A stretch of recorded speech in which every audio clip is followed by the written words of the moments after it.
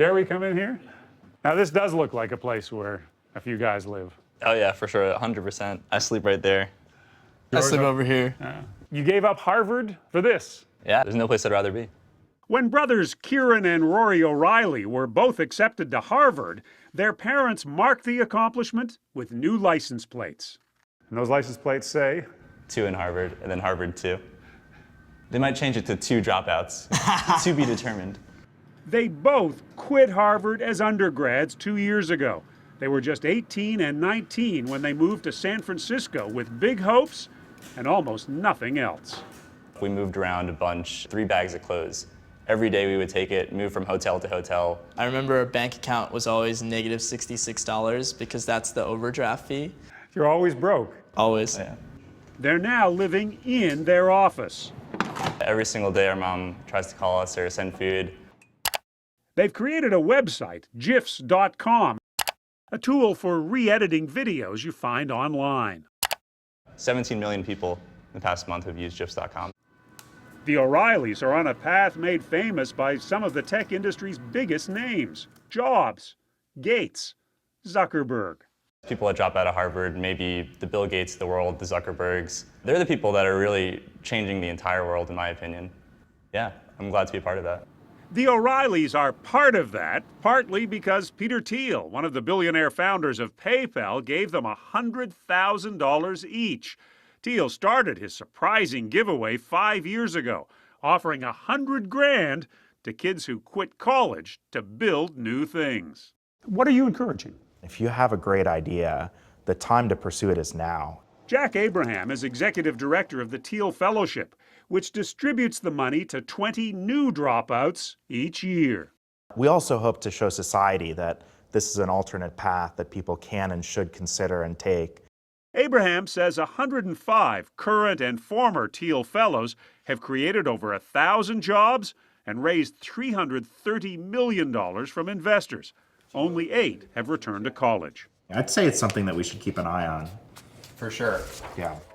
The selection committee is now sorting through 5,000 applications for this year's 20 fellowships. Most of the applicants would have much better odds getting into the Ivy League. It breaks my heart when some of the most promising students don't fulfill their potential because they're chasing rainbows. Vivek Wadhwa, a fellow at Stanford University, has been a critic of the Thiel Fellowship from the beginning. It's like what happens in Hollywood. You have tens of thousands of young people flocking to Hollywood thinking that they're going to become a Brad Pitt or an Angelina Jolie. They don't. They don't become billionaires. There haven't been many Mark Zuckerbergs after Mark Zuckerberg achieved success. And Wadhwa says there is little evidence the Thiel dropouts are doing much that isn't already being done in Silicon Valley.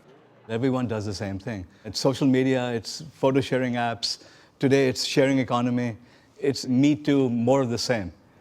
But 19-year-old Conrad Kramer and 21-year-old Ari Weinstein were convinced they had a new idea. So when they were awarded Thiel Fellowships in 2014, they both walked away from MIT to work full-time on their app called Workflow. There are some opportunities that come up that you would regret turning down, so Workflow is definitely one of those. When Workflow launched, it was the #1 bestseller on Apple's App Store and has since won several awards. It's kind of like making your own apps that save you time. They've just hired their newest employee, Tim Shaw, a graduate of Stanford's business and law schools and an Army vet. He's 33 years old and says he doesn't mind taking orders from a teenage boss.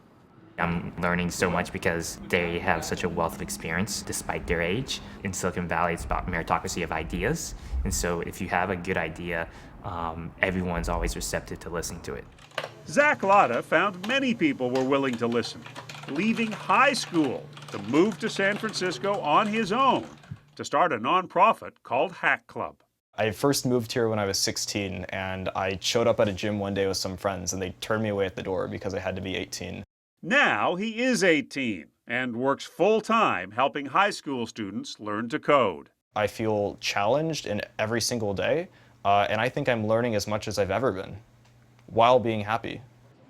For now, these wannabe tech titans live modestly in homes they share with several others, or in offices that also provide a place to sleep. Instead of meals, some drink Soylent, Silicon Valley's version of fast food. It apparently contains all the nutrients necessary to stay alive in a bottle. This is breakfast, lunch, and dinner? Yeah, breakfast, lunch, snack, dinner. They are building their companies with money from investors who seem to care little whether they graduated from college. It's actually kind of a badge of honor here, dropping out. So 23-year-old Stacy Ferreira dropped out of New York University twice.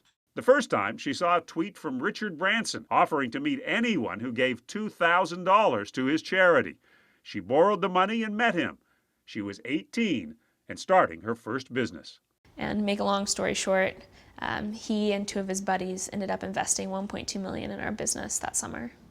2 years later, she sold that company for a hefty profit and returned to NYU, but then had another big idea that couldn't wait.